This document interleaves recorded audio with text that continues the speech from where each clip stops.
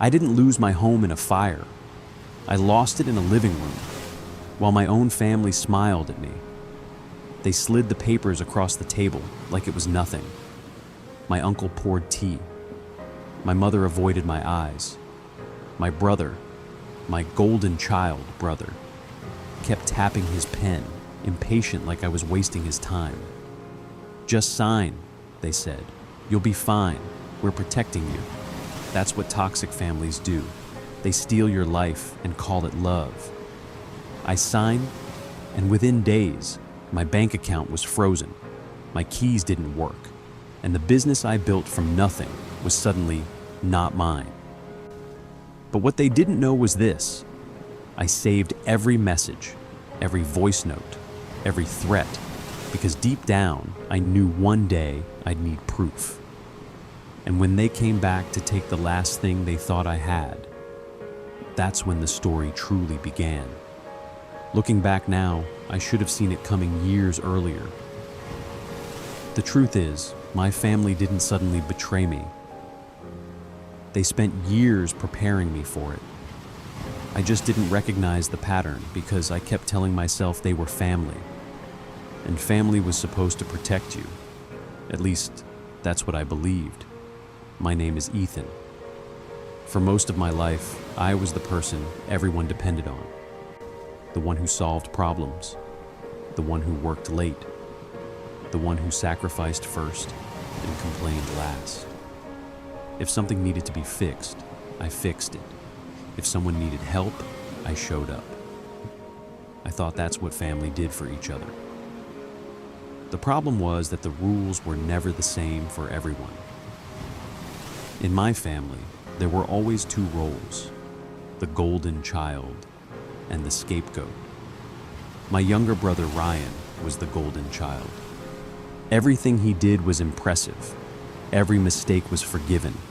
Every failure came with an excuse. If Ryan lost money, he was learning.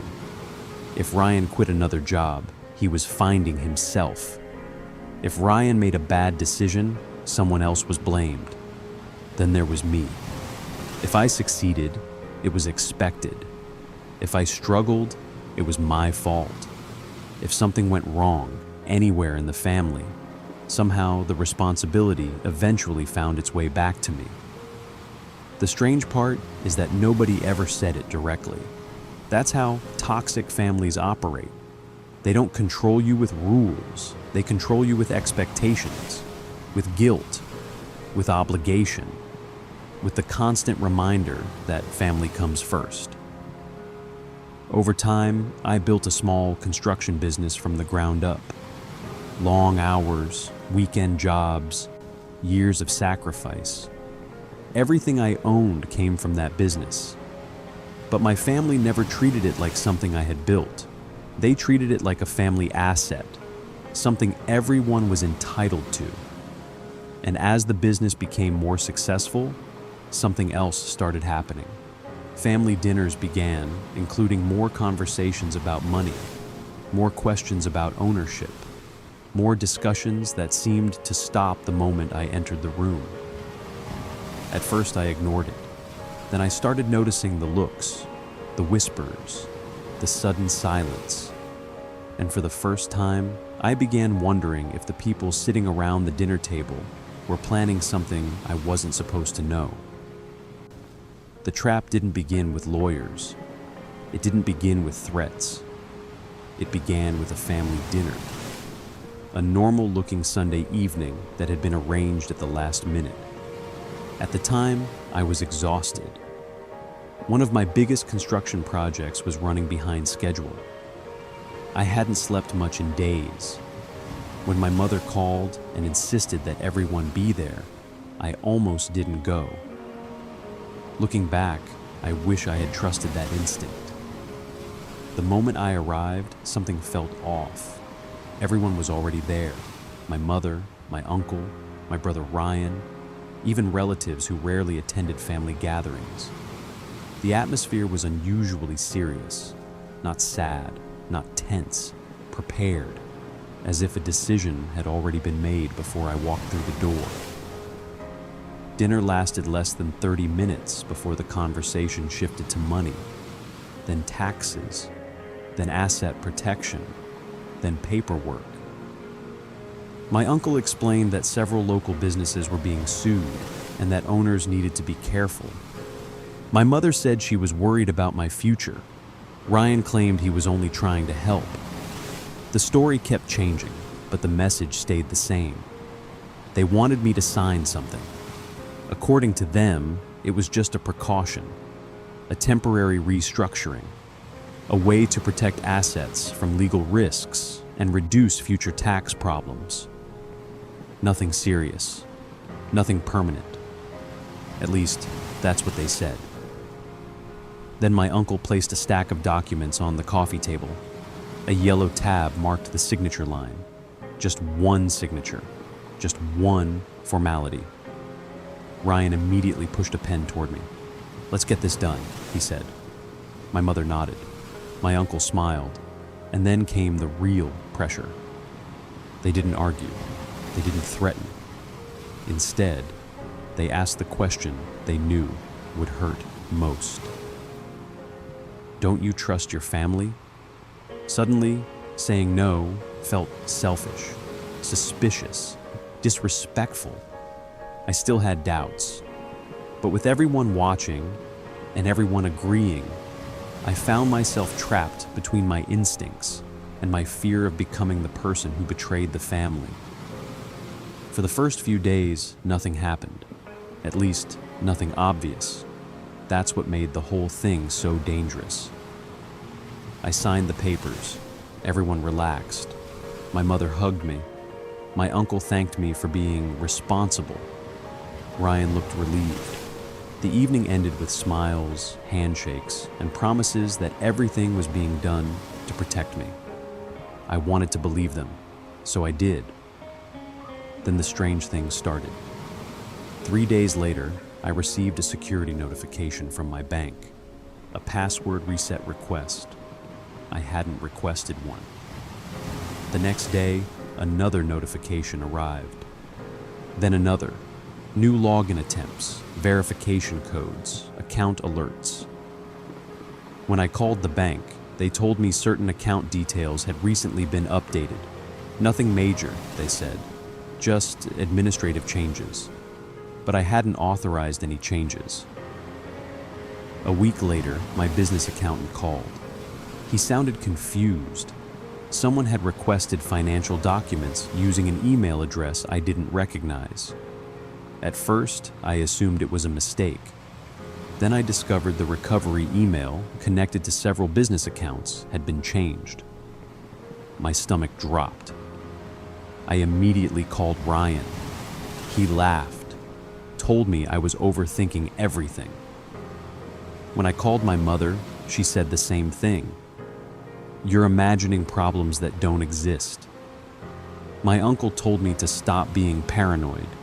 Every conversation ended the same way. I was the problem. I was too suspicious, too emotional, too sensitive. The more questions I asked, the more defensive they became. Then came the moment that destroyed every doubt I still had. One Monday morning, I drove to my office before sunrise. I unlocked the front door, or at least I tried to. The key didn't work. I tried again. Nothing. Then my operations manager stepped outside. The look on his face told me everything. "Ryan told us he's in charge now," he said quietly. I just stood there, staring at the door, staring at the building I had spent years building a business inside. That was the moment I finally understood what had happened. I hadn't signed paperwork to protect myself. I had signed away control. And for the first time in my life, I understood what it truly meant to be betrayed by family. The worst part? They weren't finished yet, because everything they had taken so far was only the beginning. They were already coming for the rest. After that night, I thought the paperwork was finished. I was wrong. Over the next 2 weeks, the messages kept coming. First from Ryan, then from my mother, then from my uncle. Each request sounded harmless. Just one more signature. The bank needs an update. This is only a formality. We're doing this to protect you. That word kept appearing. Protect. Protect your assets. Protect your business. Protect your future. The more they said it, the less comfortable I felt. Whenever I asked questions, nobody gave clear answers. Instead, they acted offended. My mother reminded me that family should trust family. My uncle talked about taxes, liability, and legal risks. Ryan became impatient. Why are you making this so difficult? The pressure wasn't coming from one person. It was coming from everyone, at the same time. If I hesitated, I was selfish. If I asked for details, I was suspicious. If I wanted outside advice, I was disrespectful. Slowly, the conversation stopped being about paperwork. It became a test of loyalty. The people pressuring me weren't strangers. They were the same people I had spent my entire life trying not to disappoint. Eventually, I signed additional documents and provided access to several business records they claimed were necessary. Nothing felt right. Not the urgency, not the explanations, not the way Ryan kept pushing me to hurry. But every time doubt appeared, I repeated the same excuse. Their family, they wouldn't hurt me. Then I signed the final document, and the moment the pen touched the paper, something felt wrong. A quiet warning I couldn't explain, but I ignored it because I chose trust over instinct. And that decision was about to change everything. The change started almost immediately. The same people who had been calling and texting me every day suddenly became distant. Messages went unanswered. Phone calls went to voicemail. The family group chat became strangely quiet whenever I spoke. At first, I thought I was imagining it. Then I started hearing things. A cousin told me my uncle had been saying I was becoming difficult. Another relative hinted that my mother was worried about my behavior. Then came the story they wanted everyone to believe. I was unstable. I was paranoid. I was obsessed with control. According to them, I couldn't accept change. The more I tried to defend myself, the worse it became. Because every explanation sounded like proof. Every question sounded like an accusation. And every concern became evidence that something was wrong with me. Slowly, people began pulling away. Relatives stopped returning calls. Family gatherings happened without invitations. Even friends I'd known for years started acting differently. Later, I learned why.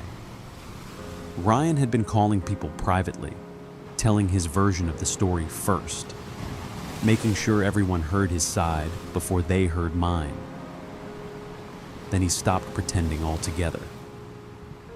One afternoon, when I confronted him about decisions being made behind my back, he looked at me and laughed.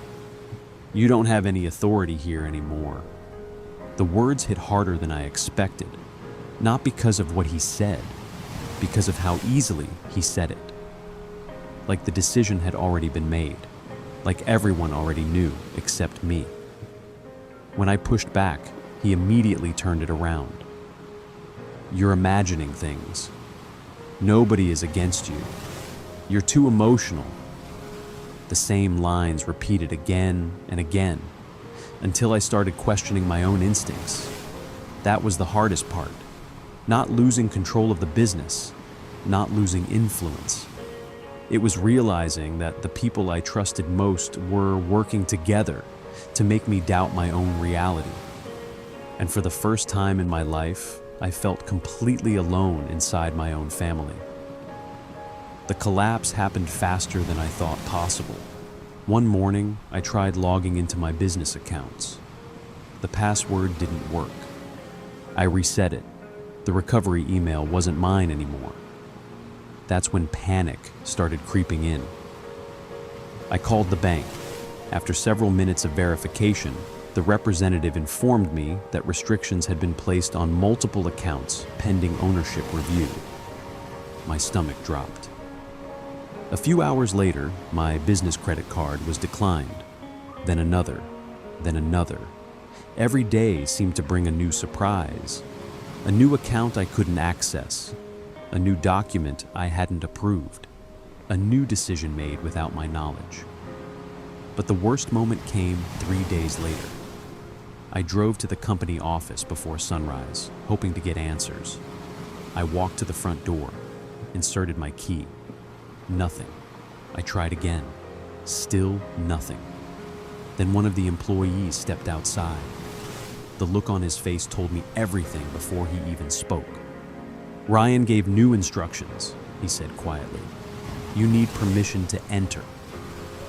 Permission. To enter the company I had spent years building. I stood there in silence while employees avoided eye contact. Some looked embarrassed. Others looked afraid. Nobody knew what to say. Over the next few weeks, things became even worse. Clients started disappearing. Several long-term customers told me they had received calls questioning my role in the company. Partners stopped returning messages. Rumors spread quickly. According to those rumors, I was unstable, deep in debt, making reckless decisions. The story kept changing, but the purpose stayed the same: destroy my credibility before I could defend myself. That's when the truth finally became impossible to ignore. This wasn't confusion. It wasn't a misunderstanding. And it certainly wasn't a family trying to protect me. This was a plan, a carefully constructed plan to take control of everything I had built. And for the first time, I understood that losing the business was only part of the betrayal. The real goal was making sure nobody believed me when I tried to take it back. By then, they had stopped pretending. No more talk about protecting me. No more talk about family. Everything became conditional. A few weeks later, my mother invited me to another meeting. This time, they presented me with an offer. If I stopped questioning what happened, if I stopped contacting clients, if I walked away quietly, they would help me move on. Ryan pushed a document toward me. They wanted me to sign away any remaining claims connected to the business. In return, they offered a small payment. Not enough to rebuild my life, just enough to make me disappear. When I refused, the guilt started immediately. My mother accused me of tearing the family apart. My uncle said everyone was suffering because I wouldn't let go. Ryan shook his head and acted disappointed. "Why are you doing this to us?" The question was absurd, yet somehow they managed to make me feel like the villain. Then they offered one final compromise. A little money, a temporary place to stay, a chance to start over. On the surface, it sounded generous. In reality, it was another leash, another way to keep control. I tried to reason with them, tried to negotiate. Ryan actually laughed, not because anything was funny, because he believed I had already lost. That was the moment everything became clear. To them, I wasn't a son. I wasn't a brother. I wasn't even family anymore. I was an obstacle. And strangely, that realization brought peace. Because once you've lost your business, your reputation, and the people you trusted most, there isn't much left to fear. For the first time in my life, I stopped trying to keep the peace. And that's when everything changed. That night, I sat alone in my truck in the parking lot of a cheap motel. Everything I owned fit inside the back seat. My business was gone. My family had turned against me, and my phone wouldn't stop vibrating. Message after message appeared on the screen. Some sounded concerned, some sounded angry, some sounded like threats wrapped in kindness. My mother wanted me to stop making things worse. My uncle said I needed to accept reality. Ryan warned me that fighting back would only hurt everyone involved. Different words, same message: give up.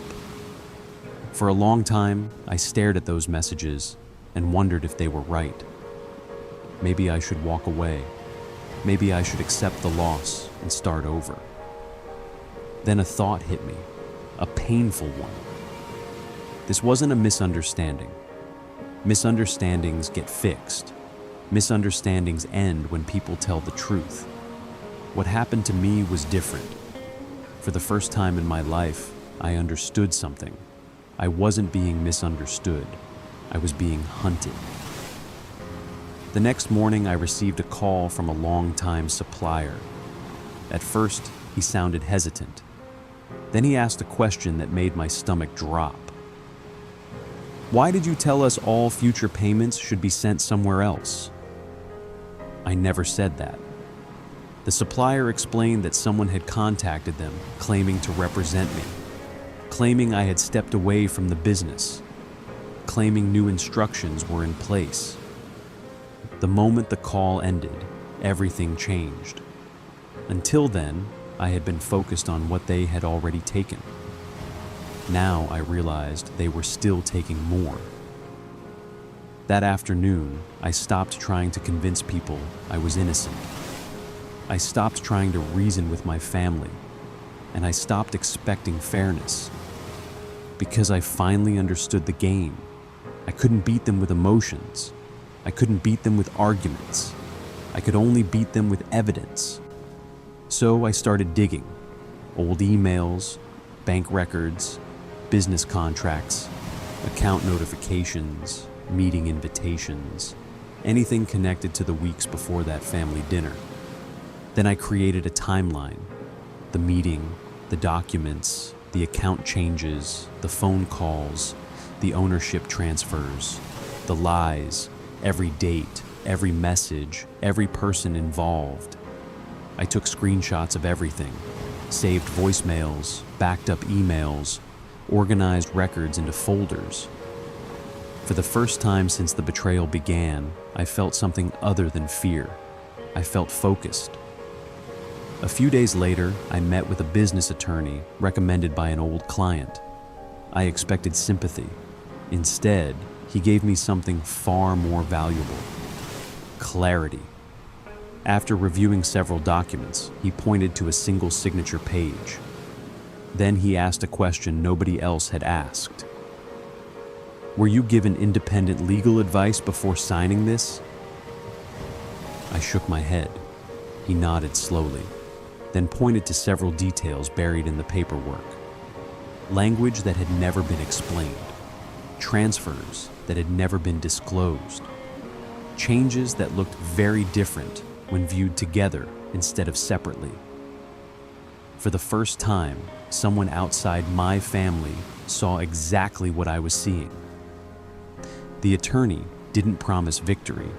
He didn't promise revenge. But he did give me something I desperately needed: a way forward. That was the moment my goal changed. I wasn't trying to win my family back. I wasn't trying to save relationships. I wanted three things: to regain control, to expose the truth, and to stop them from taking whatever remained. So I stayed quiet, not because I was afraid, because I was preparing. And when they came back for the last thing they thought I still had, I was ready. I wasn't hiding anymore. I was building a legal trap, and they were walking straight into it. For the first time in months, I stopped fighting. Not because I had given up, because I finally understood that every argument was helping them. Every phone call became another chance to manipulate me. Every emotional reaction became another story they could use against me. So I stopped calling, stopped texting, stopped trying to convince people I was telling the truth. Instead, I focused on surviving. I found a small apartment and started rebuilding my income. A few former clients still trusted me. Some sent small projects my way. Others referred new work. The money wasn't great, but it was enough to keep moving forward. Then I created rules. No private meetings with family, no verbal agreements, no important conversations without written records. If they wanted to talk, they could put it in writing. At the same time, I began collecting everything I could find. Old contracts, bank statements, emails, invoices, screenshots, property records, transfer histories, anything connected to the weeks before the betrayal. Every night, I organized another piece of the puzzle: a date, a message, a signature, a contradiction. Slowly, the chaos started making sense. What looked like a series of random events was beginning to look like a plan. And the more evidence I collected, the less I doubted myself. For months, my family had tried to convince me that I was paranoid. The documents told a different story, a story built on facts, not opinions, not emotions, facts. As I saved another folder of evidence, I repeated the same sentence to myself. I didn't need my family to understand. I just needed the truth to stand on my side. Once I stopped reacting emotionally, I started looking at everything like an investigator. The first thing I built was a timeline, not a story, not a theory. A timeline: the family meeting, the documents, the signatures, the password changes, the frozen accounts, the day I lost access to the business, the day relatives stopped answering my calls. For the first time, everything was laid out in order, and the pattern was impossible to ignore. Then I started identifying everyone's role. Ryan was the obvious beneficiary. He gained control of the company. My uncle handled most of the paperwork and explanations.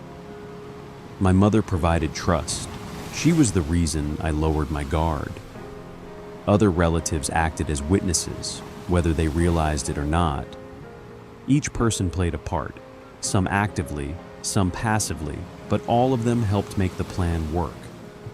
Next, I reviewed every message, email, and conversation I had saved. The contradictions jumped out immediately. They claimed the documents were meant to protect me, yet every change reduced my control. They called it a temporary arrangement, yet ownership and access were transferred permanently.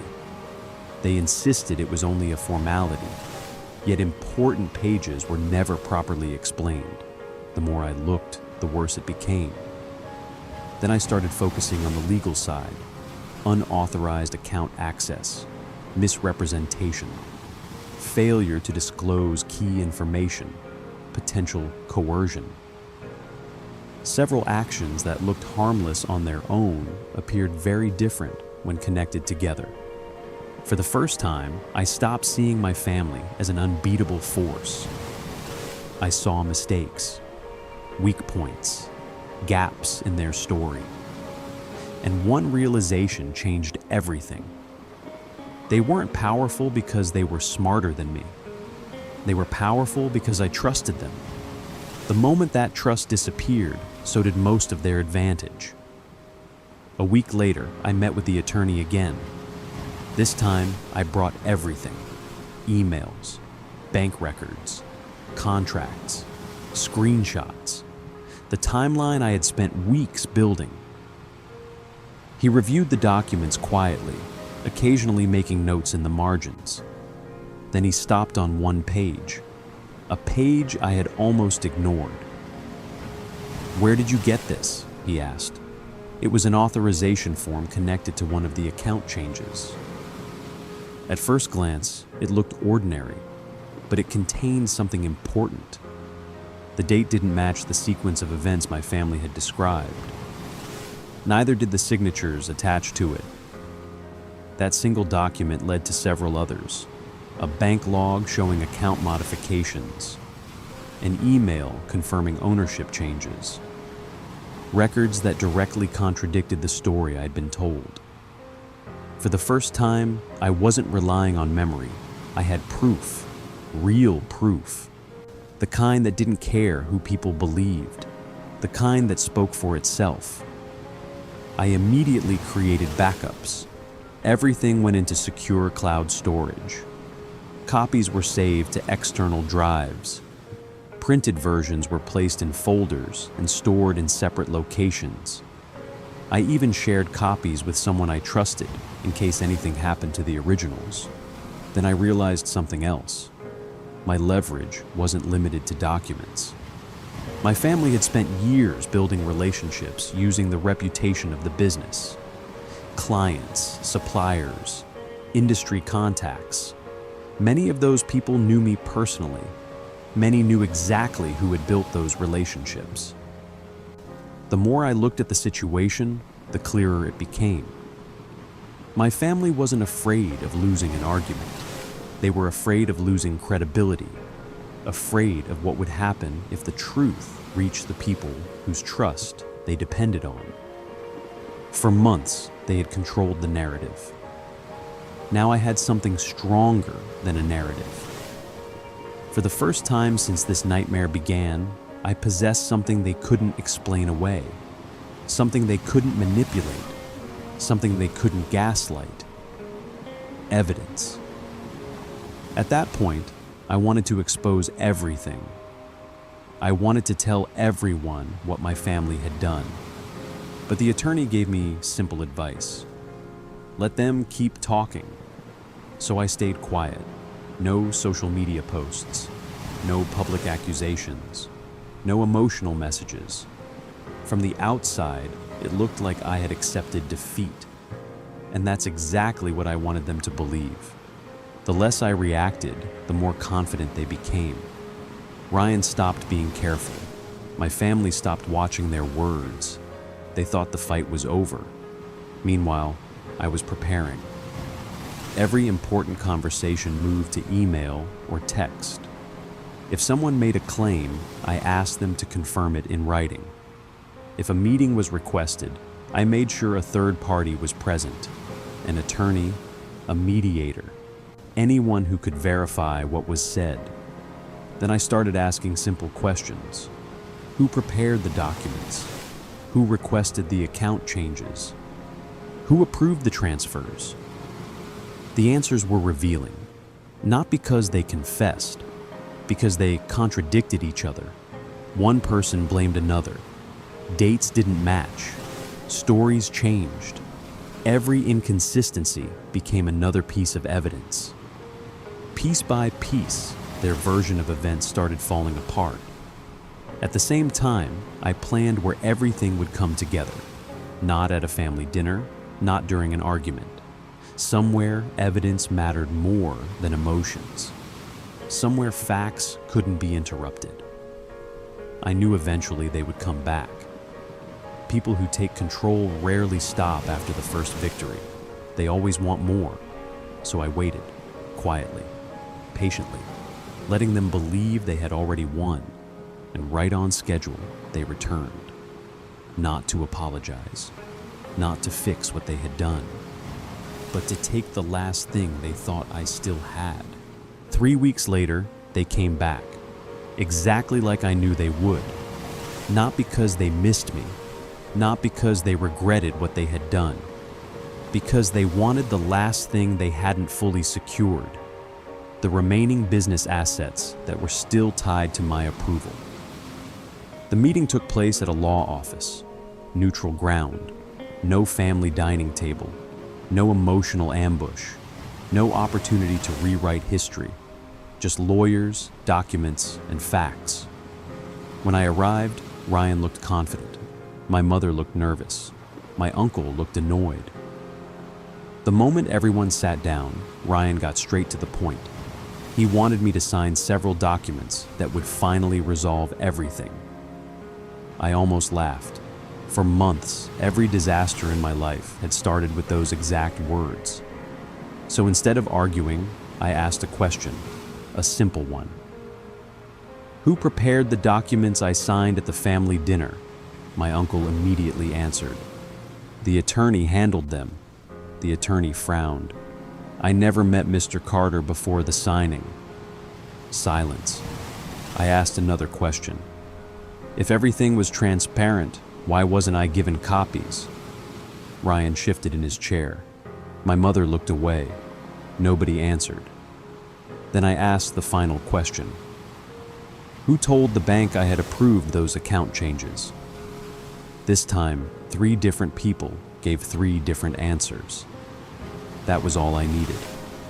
The contradictions were now on the record, in front of witnesses, in front of attorneys, in front of people who couldn't simply pretend nothing happened. Then my lawyer opened a folder. The room immediately became quiet. He placed several documents on the table: bank access logs, account modification records, authorization forms, email change confirmations. Every document carried dates and timestamps. Every document told the same story, a story very different from the one my family had spent months repeating. My attorney calmly pointed to one page, then another, then another. The evidence shows a coordinated sequence of actions. Nobody spoke. He continued. These changes did not occur by accident. They occurred over multiple stages and benefited the same individuals. Ryan's confidence disappeared. For the first time all afternoon, he looked worried. Then came the second blow. My attorney opened another folder. Screenshots, emails, text messages, voice note transcripts. Months earlier, I had started saving everything, including messages they thought nobody would ever see. My attorney slid one page across the table, a text from Ryan, 3 days before the family meeting, a message sent to my uncle. Once he signs, it's over. He won't be able to stop anything. Nobody said a word, then another. A voice note discussing how quickly the paperwork needed to be completed before I had time to speak with anyone outside the family. The room felt smaller, heavier. My mother began crying. My uncle started blaming Ryan. Ryan started blaming my uncle. Everyone suddenly had an explanation. Everyone suddenly had an excuse. Then my attorney delivered the final blow, the one they never saw coming. Because while they were focused on the business, they missed something else. One of the remaining commercial properties connected to the company had never been transferred. The ownership structure required my authorization before any sale, refinancing, or restructuring could occur. Legally, permanently. The very asset they had come to secure was the one thing they couldn't touch. Without me. Ryan went pale. My uncle immediately tried to negotiate. My mother started talking about family, about forgiveness, about mistakes. For months, none of them wanted a conversation. Now they wanted understanding. My attorney finally spoke. His voice was calm, cold, professional. This pattern of conduct may expose multiple parties to significant legal liability. The room went silent. I looked around the table, at the people who had spent months treating me like I was powerless. Then I gave them 2 options. Return what was taken, sign corrective agreements, stop interfering, tell the truth, or we proceed formally.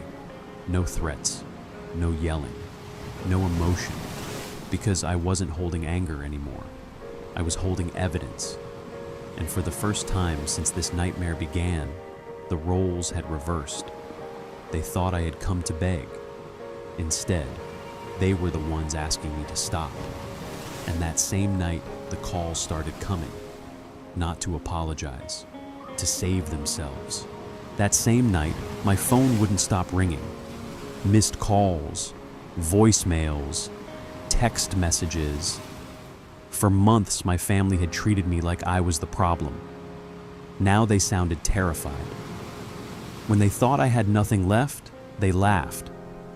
The moment they realized I had evidence, they panicked. My mother called first. Then came the messages. Please don't do this. We're still family. Your father wouldn't want this." The words sounded familiar because I had heard them my entire life. Whenever someone crossed a line, I was expected to forgive. Whenever someone benefited at my expense, I was expected to understand. This time, I didn't, because I finally saw the difference between guilt and accountability. They weren't apologizing because they were sorry. They were apologizing because they were scared. I replied with a single message. "I'm not destroying the family. I'm just refusing to let the family destroy me." A few hours later, Ryan called. At first, he blamed everyone else. Our uncle. Bad advice. Miscommunication. According to him, nobody meant for things to go this far. Then he switched tactics. He offered me a settlement, a small payment, a chance to move forward, even the possibility of returning to the business in a lesser role, as if he was doing me a favor. When he finished talking, I asked one question. "Ryan, when you texted, 'Once he signs, it's over,' what exactly did you mean?" The silence lasted several seconds. Then the real Ryan appeared. The anger, the blame, the entitlement. Suddenly I was selfish. I was greedy. I was ruining the family. The mask had finally fallen off. I ended the call. The next day, my uncle tried a different approach. First came the threats. "Legal battles are expensive. You'll regret this." Then came the promises. "We can settle everything privately. Let's keep this inside the family." Finally came the deal. Return part of what they had taken if I agreed to stay quiet. That conversation taught me something important. None of them felt guilty. They felt exposed. And there is a huge difference between those two things. I gave him one answer. "This isn't a family discussion anymore. It's a file." 2 days later, they showed up at my attorney's office. My mother, Ryan, my uncle. For months, I had been the one asking for answers.